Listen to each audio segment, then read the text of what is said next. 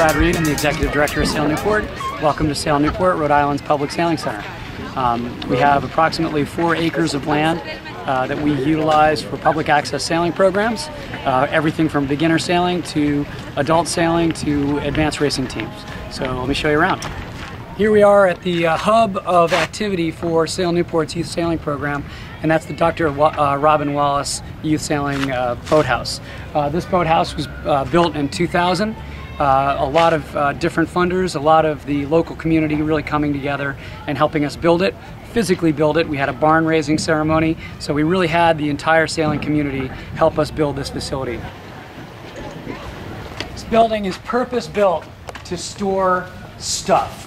Everything from Opti gear, Opti parts, 420 rudders. The Salve University sailing team uses this as their clubhouse. You can see it's got a whiteboard over here that we can teach lessons. We got windsurfer sails up in the rafters. We've got our beginner Opti turning marks, which are inflatable animals. This is our boathouse. This is where the kids put all their stuff at the end of the day. And it's just been great. Yeah, this is another part of the Dr. Robin Wallace Youth Sailing Center. This is our ramp, which we use every day for approximately 130, 150 kids going for their sailing lessons. This is where the beginners will launch their prams, their Optis, the bugs, the 420s, which we have an intermediate and advanced program. So all the boats use this ramp. This was just put in this year in 2009 with the help and support of the Edgar Cato Foundation. This is just one of the parts of the hub of youth sailing here at Sail Newport. Right here we have what we call Fort Adams Beach, which is a swimming beach, a great little beach inside of Brenton Cove in Newport Harbor. And we get to use it on occasion for launching big regattas like the Opti New Englands. But for the most part, this is just a mom and kid and a small children's swimming beach. This is one of our newest portions of our facility that had some serious upgrades thanks to the Edgar Cato Foundation. We were able to fill in an area with a sand filter which helps contain runoff and create a new dinghy park for Vanguard 15s, International 14s, 49ers, 470s, so you can come and train here at Sail Newport and have the access to some of the best sailing conditions in the world. A fantastic dinghy park to support the dinghy fleets that are becoming bigger and bigger locally.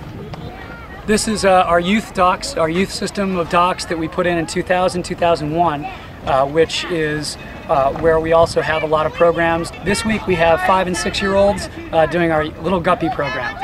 On any given day during the summer, when we have our standard 2-week program, you'll have 100 kids putting all these prams in the water. It's crazy, it's insane. Part of the Sail Newport facility, we also have Shake a Leg as one of our leaseholders.